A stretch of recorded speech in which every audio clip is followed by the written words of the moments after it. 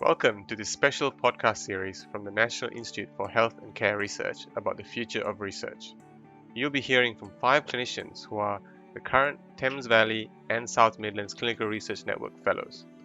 We will be discussing the big research challenges facing healthcare. I'm Dr Sanjay Ramakrishnan. I'm a research fellow in Respiratory Medicine at the University of Oxford, and over 4 episodes I'll be asking my colleagues the tough questions. Are we getting trial participants who are representative of our diverse population? Is our research workforce ready for the future? Is it all going to be online? Join us to get answers to all these tough questions. In this podcast, we will talk about the future of research, a modern workforce. I'm joined by Laura, Mital and Sofia. So to start with, could I just ask each one of you to introduce yourself to our listeners? Hi, I'm Laura Taylor. I'm a research optometrist. I work at Oxford Eye Hospital and I see patients with inherited retinal conditions who are on clinical trials. And my research work is centred on improving the vision tests we use in these ophthalmic clinical trials. Hi, my name is Dr Mital Shah. I am an ophthalmology registrar and I also work at the Oxford Eye Hospital. And over the last 6 years, I've been involved in the running and delivery of various clinical trials. My research focuses on the use of retinal imaging and artificial intelligence in ophthalmology. Hi, my name is Sofia Cerdeira. I'm a clinical lecturer at the University of Oxford and a doctor at the John Radcliffe Hospital. I look after pregnant women and I have a particular interest in maternal medicine. I do research on preeclampsia, which is an hypertensive disorder of pregnancy. Great. Thank you so much, everyone, for joining today. I will just give you a bit of a background for our listeners.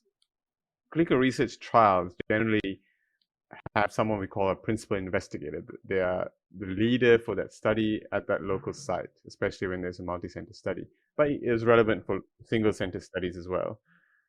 And these are usually general practitioners or hospital specialists, and mainly just for tradition reasons. There's no legal or practical reason behind this. The question is, and the NIHR, the National Institute for Health and Care Research, are really keen to diversify this pool of principal investigators. And the case in point is you, Laura. You're in the vanguard of this challenge and facing this problem. You have a research program of your own, and you are a principal investigator in an upcoming Research for Patient Benefit research project, which is a hugely prestigious affair. So thank you. What do you think about this problem? Are doctors like me, Mital, and Sofia holding it all back? Should we just need more Lauras in the world? I don't think so. I think there's room for everybody. I think for my study that I'm working on, it's looking at different vision tests. And as an optometrist, we're generally the people we've trained in testing vision and testing eyes.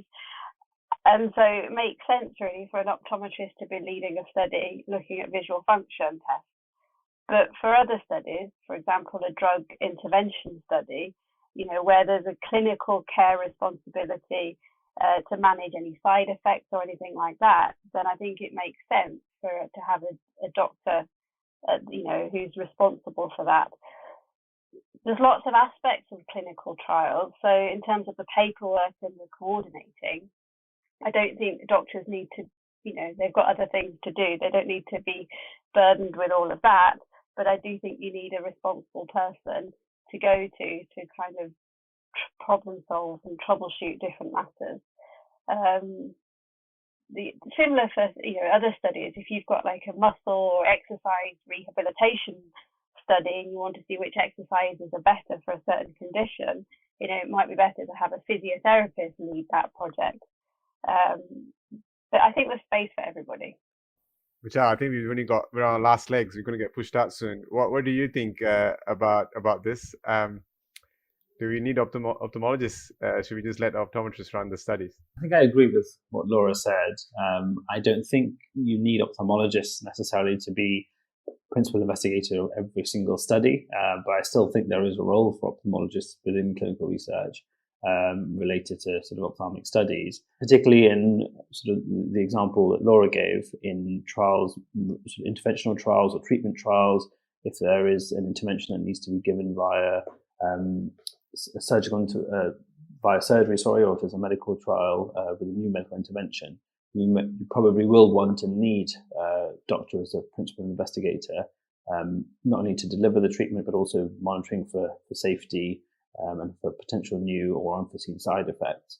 But I absolutely agree. I think there's a role for more involvement of allied healthcare professionals within clinical research studies, so that they can take on new roles and responsibilities where maybe they're not taking them on at the moment. Great. So, Sophia, in getting pregnant women in is always a challenge for trials, and you do this every day. How do you work with midwives, and would you want midwives to be principal investigators on your studies to help really turbocharge recruitment? What do you think? Yes, I mean, I think this is a more deep a problem and deeply rooted problem that is connected also to how the way we deliver the healthcare as well. I think all healthcare professionals need to be involved and should be involved in being agents of knowledge and agents of change, and also help in the research. And it's possible, some people may be only helping to recruit. Some people may be very well be able to be PIs. And it's important to have people that can go out to the communities as midwives can, to be able to increase the diversity and to be able to talk to the patients where they are and be able to recruit more patients on that way. I don't see why only doctors should be involved with that. In fact, we do have a team of research midwives that is responsible and doing a stellar job of keeping our studies up and running.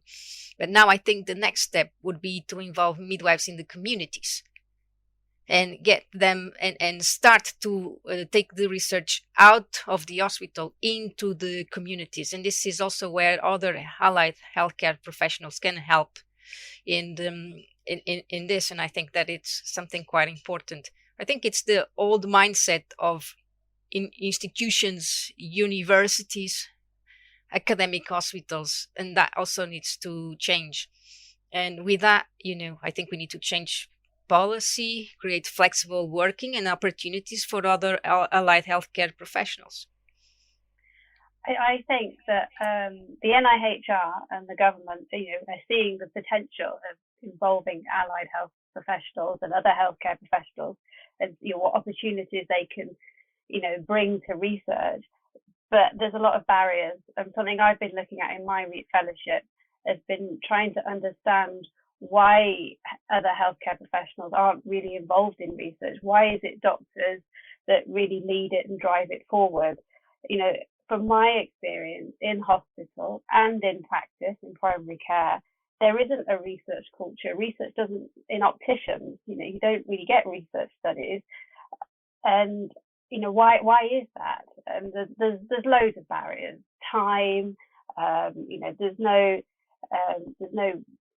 emphasis. It's no benefit really to your career. You go to university to train to be an optician or a physio. You come out, you're an optician, you're a physio, and then the research doesn't really come into it. And I think if we're going to bring research in, then we need to change that. We need to bring research into training and make it part of the career progression and pathway that doctors have. I think we need to understand more why doctors get involved in research and see what we can learn from that. Yeah, I mean, I totally agree. I think you hit the nail on the head with that one. And I think it's also changing the mindset at all levels, even policy making and funding. And I can see it changes, you say, and I can see that there's an increased number of funding opportunities and career development specific for allied healthcare professions that are not doctors. And you need to start this from the beginning, from the moment that they go into their own training, and see that there's a chance of their career progression for non-doctors, all allied care professionals. And you can see that in nursing. You can see that in, you are a great example on how we can empower all the allied care professionals and make sure that we can invest in our care force and make sure that we can progress. Yeah, great points from both of you. We know it costs less to hire and maybe will cost less to run trials with PIs who are not doctors, principal investigators who are not doctors, and we are going to encourage recruitment because both being in the community as well as having more time with the participants and the patients, we're more likely to build that trust needed to recruit. And training, both of you brought this up, and it is key. And happily in the UK, we have the Clinical Research Network model, which actively seeks to train allied health professionals, nurses, physiotherapists, optometrists, and recently the addition of clinical research practitioners as an accredited specialism of health workers. So what else can we do, Laura? What do you think needs to happen to really motivate? Why did you do it? Why did you get into it? I got into research because I needed a change. I needed something new. The day job being an optometrist can be quite repetitive, and I was getting a bit fed up with that, and I needed a new challenge. And literally living in Oxford, there's an active research unit in the eye hospital, and an opportunity came up. But something I was reading recently for allied health professionals was the development of a research strategy, and within that they're looking at empowering allied health professionals and training and looking at how can they get them more involved. And there's talk about developing clinical academic pathways where you can still practice and be involved in clinical practice, but also be involved in research as well. And I think that's what we need to see across the board. In optometry, you can go into research, but usually, you leave practice and you go to one of the universities, you undertake a PhD, and then you have the choice to either return to practice or stay in academia. I think it's quite rare to have a situation where you're kind of doing the two, and that's what a clinical academic sort of program would enable. But at the moment, we don't really have that in place, and I think that's what we need to work towards to make it more of a reality, to make it appealing for practitioners to get involved. I'd absolutely echo that as well, what Laura just said. And I think in medicine specifically, there is a clinical academic training pathway, sort of from when you leave medical school in your foundation years through your specialty training up until the point where you finish your training and you get your certificate of completion of training. But even then, I think there's still room for improvement. And for somebody who doesn't fit perfectly within that academic training pathway for various reasons, finding alternative streams of funding is really difficult. And without those alternative streams of funding, you're not going to be able to have the time to be able to dedicate to undertaking clinical research alongside your normal clinical activities. And it's things like this CRN fellowship that we're all part of for the 2021-2022 year that gives us that opportunity to step away from clinical research outside of a formal academic training program to find out more and get involved more in clinical research. I think what's nice about the academic training programs is that clinicians are given salaried, allocated time for research activities. And I think that's something, if you're going to get other professionals involved, then there needs to be allocated time, because it's really hard, it's impossible when you've got a busy clinic, 20 patients waiting to be seen that day, to then fit in research into that. It becomes, you have a few patients with problems and complications, and then the research side of things goes out the window. So it's yeah. Again, I would agree. I think trying to reduce the barriers of entry for anyone who's interested or would like to get more involved in research is really important. Like you said, if we want to take it seriously, you need to actually be able to give people time away from their normal sort of clinical activities and requirements to be able to dedicate that time towards clinical research. Yeah, and what I'm hearing, and I agree, is a whole system change, and it's not a shortcut. It's not just a cost saving that should be driving this. It should be a systems change. And Sophia recently pointed out this report to me, this all-party parliamentary group on global health from the UK Parliament.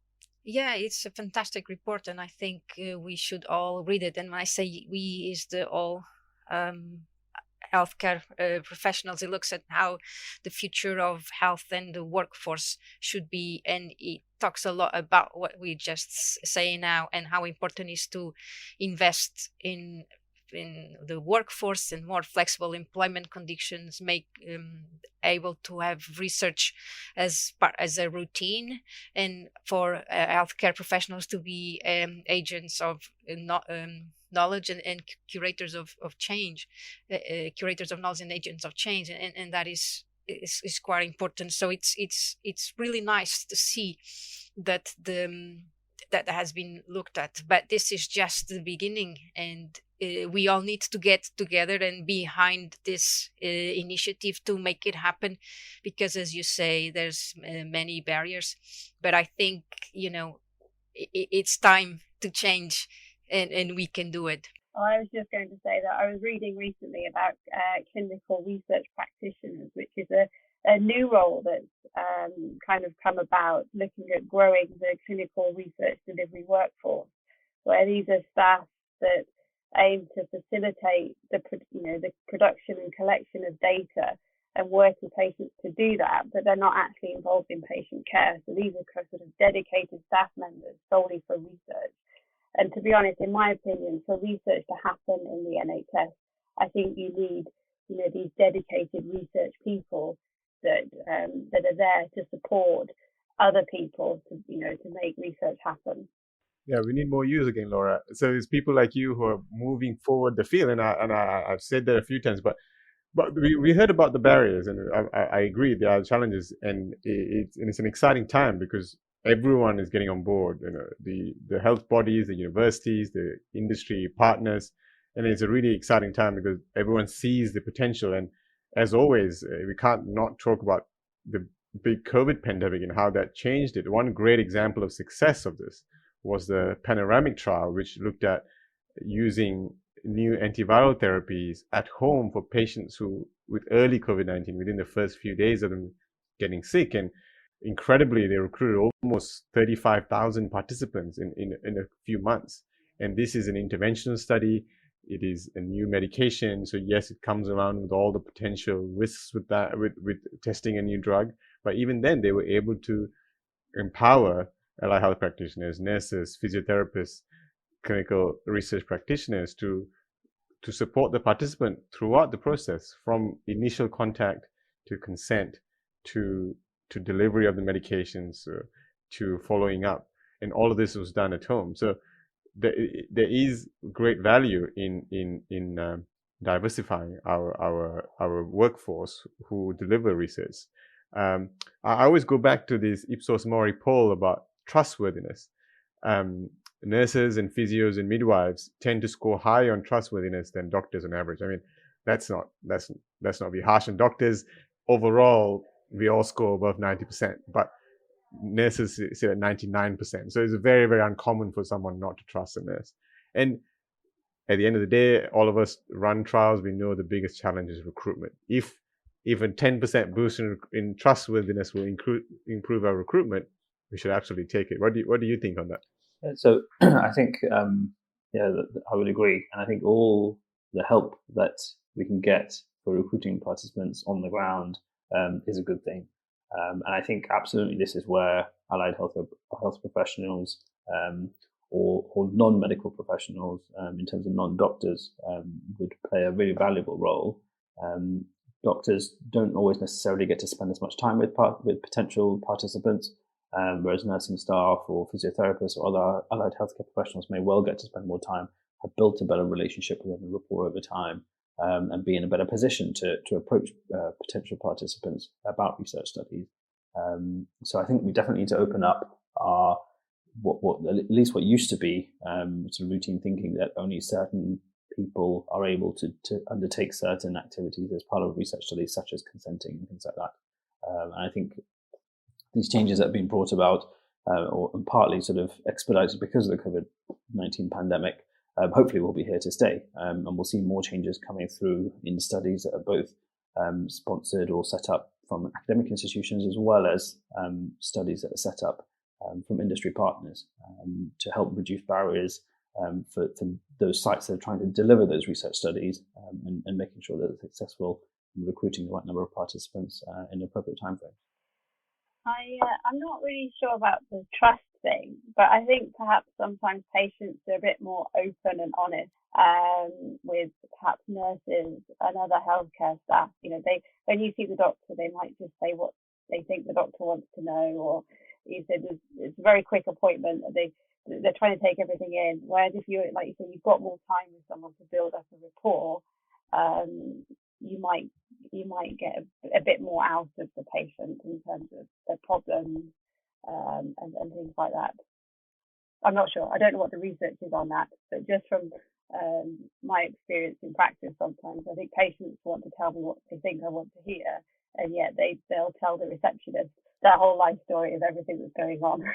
And maybe this is something we can, sitting in the global north, we can learn something from our colleagues in the global south. Mital, you're into artificial intelligence, and in Thailand, you've seen that great work looking at diabetic retinopathy screening and how they trained local care workers to take retinal images and send them all to either a reporting ophthalmologist in a bigger city in Bangkok, or to a computer to analyze and decide how high risk they are of diabetic retinopathy. And do you think we should take that on board? What's holding us back? Why that's something that works in Thailand can't work in the United Kingdom?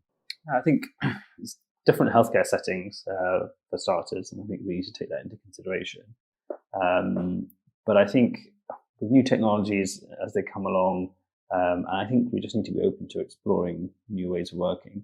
In the UK, we've got a fantastic diabetic screening service set up nationally.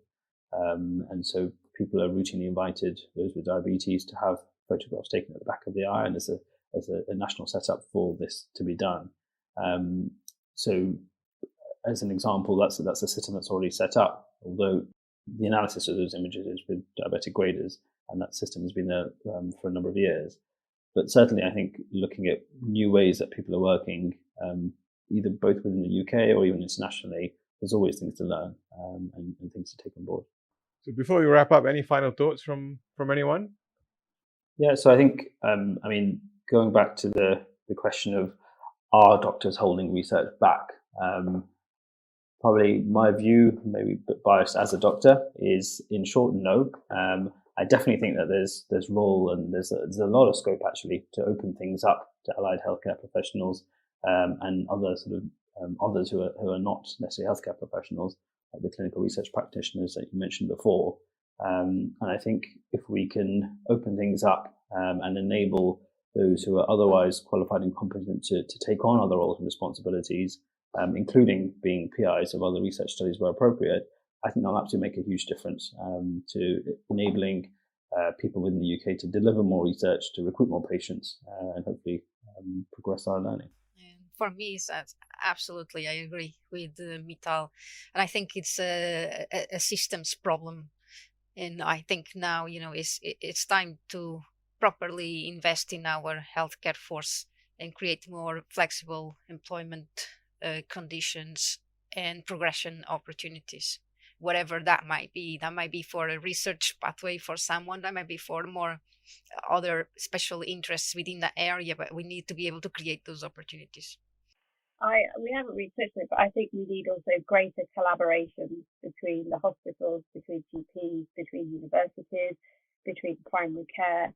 At the moment, we all seem to work in a silo, but we need to come together and support each other, because we can't do it on our own.